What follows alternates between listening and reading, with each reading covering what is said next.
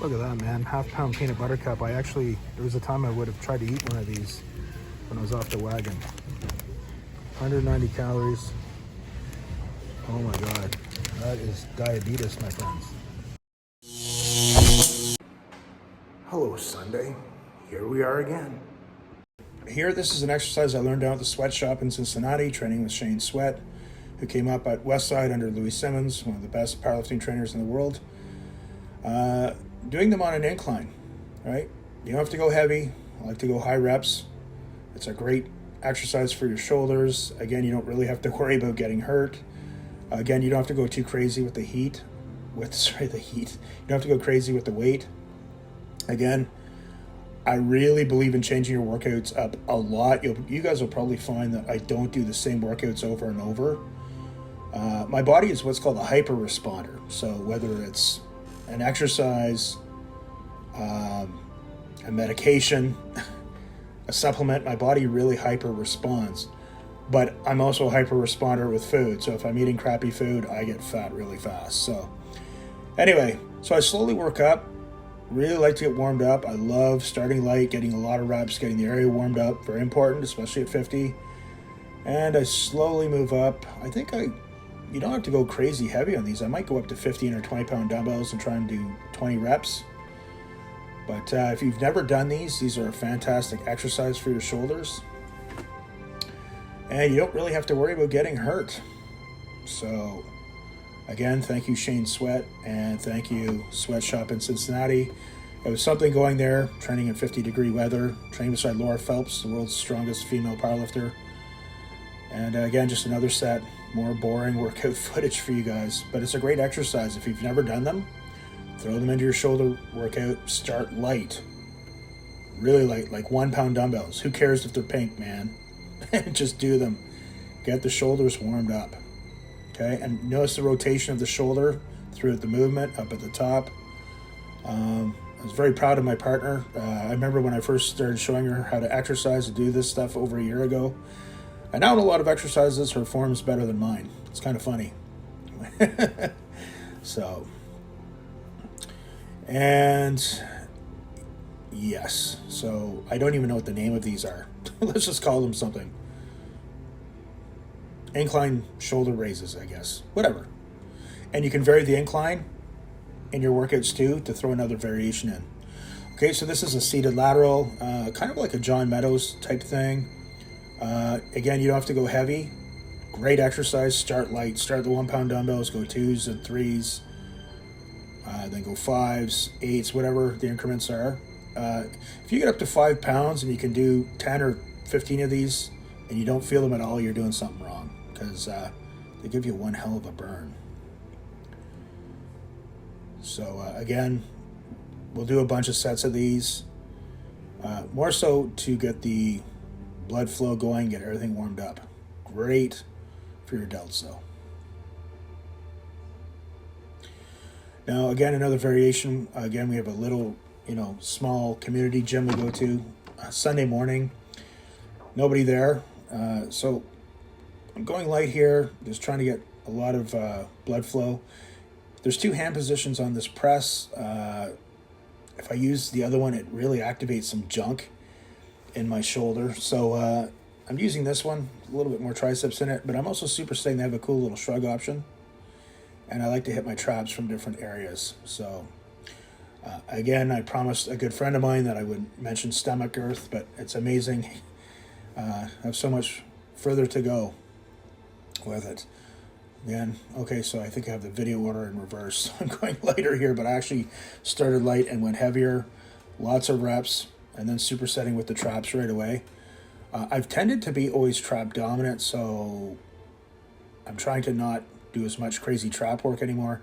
Doing upright rows with the barbell, or even easy crowbar, I avoid those now. I find they're really hard on the shoulders, the rotator cuffs and everything. So, but again, I'm supersetting here, which is a nice little burn. Not going crazy. You'll see kids coming in trying to do the full stack, and of course, this is where things happen and tears happen, and I'm getting a little bit of a pump going. Oh, a little trap flex. Look at that, eh? Uh-huh. Okay. I don't know how many sets of this I did, but again, I'm a big believer in just warming up and going really light and getting the blood flow. So I don't know what I did here, probably about 20 reps. And then superset with the traps. This is another good one for your routine. Again, I mix up my workouts all the time. A little bit, maybe a little bit of West Side Conjugate principle, maybe not training powerlifting, but just really throwing something in the mix. You're always forcing your body to adapt. So I think for beginners, when they do the same routine for a month or two, that might be good to learn your body, learn exercises. But when you've been doing it a long time, you got to throw a lot of things in for your body. And I think this was the final set. So I do a lot of variations. I always like to keep my body guessing, but no matter what, I like to do it to be safe. My partner, she tried using this machine, and she's had a previous shoulder injury, a little tear in her bicep, shoulder insertion from long before we met.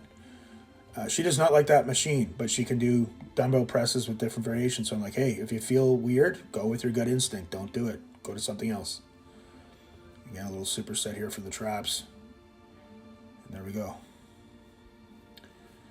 So now we're going to finish up. We're doing something called spider. I don't want to call them spider walks because that's an exercise with bands that we do in powerlifting for your adductors, abductors, hip flexors, and everything. So we're going to call these spider crawls. Again, great exercise for your rear delts. Probably hitting your infraspinatus and your teres major and minor. Again, going back in the 90s when I had my first pec tear, I didn't know anything about antagonistic muscles.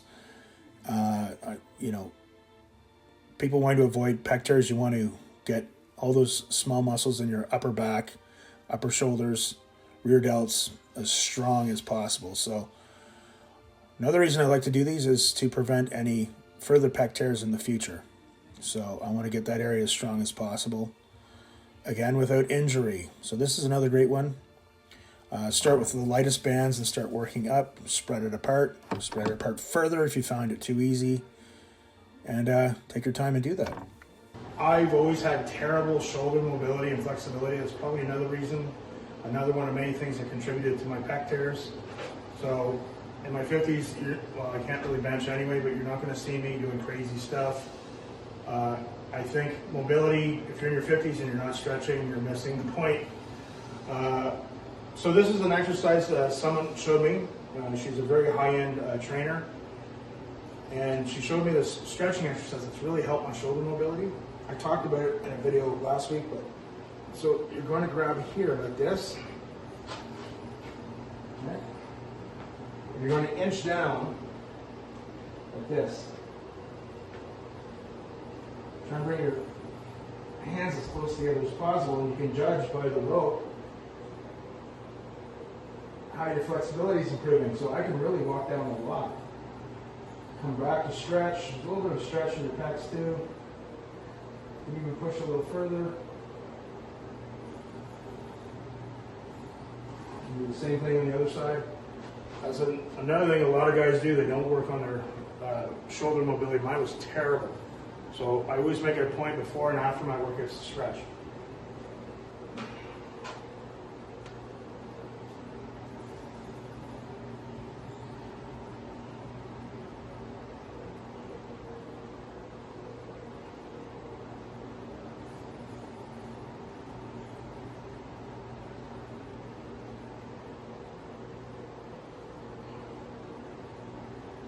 Go. My view when I'm walking my dog today, Sunday. Look at that. I'm telling you guys, the more peace you have in your life, the better you're going to do with your training and health and losing fat. Friends, it is Sunday. You've seen the review of the workout today. Those damn lunges. I tweaked my hamstring when I was on the treadmill. I was going hard for 20 minutes and I started getting a calf on my right foot, so I started doing all these weird things to keep going so I wouldn't quit. And I felt this, if it's a tear, you feel like a sharp pain. But I felt this little, almost like an itchy, like the area was itchy on the top of my left hamstring. And I was like, oh, something happened there. So I slowed down. I didn't quit though. I finished my 20 minutes. But it's like, okay, yeah, I definitely tweaked it. So I'm gonna have to work on it, work around it over the next few days. And this is the shit I'm talking about, because if you get hurt, you can't train. You can't train, it's tough. But I wanted to talk to you guys about society and obesity. And we did a grocery run last night. So we live out kind of remote, the nearest large town from here, somewhat large town that has a Walmart. It's about 20 minutes from here. And we went last night. We did a grocery run. Again, sometimes, I either get my groceries first thing in the morning when no one's there, or at night. I just function better away from crowds and away from people. But we did our grocery run, and it just really hit me. I almost got emotional. It's funny, grocery shopping now, it's amazing looking around. I almost get emotional because I realize how far I've come in 6 months. God, I was so unhealthy. When you go grocery shopping at a busy grocery store, look around. Like, obesity and sickness is so prevalent. For two reasons. Number one, I said to my partner, I said, look around. Watch everyone. Look at all the people that probably aren't even 50, in their 30s, that are morbidly obese, that have really bad skin color, like they're sick, and that look really unhappy. And it was really sad. And I have a unique story because when I've been in shape, as an adult, I've done some crazy things in the gym. I've been sponsored, but I've also been off the wagon for many years too. I've had that happen in my life, and I go back to food addiction and getting fat. It's just, food addiction is real. They often say that sugar is like the cocaine for the next generation. And I just find sugar is so evil. Like, I know what it does as an addict. And I was looking at these peanut butter cups. I don't know if they were like a full pound. Look at that, man. Half-pound peanut butter cup. There was a time I would have tried to eat one of these when I was off the wagon. 190 calories. Oh my God. That is diabetes, my friends. Having the smaller ones are some of my favorite treats ever. And anyway, I was kind of looking at one last night. I did a little video. But during our grocery run, it really struck me how far I and my partner, we've come, just in 6 months. I've had times in my past when I was able to food prep, when I was able to diet. I could never really hit it out of the park by getting into single digit or really low double digit body fat. Usually I had a period in 2018 where I was doing really well, on the right track and following a really good program. And I made a bad decision and got into a horrible relationship. And that person did everything possible to get me off track.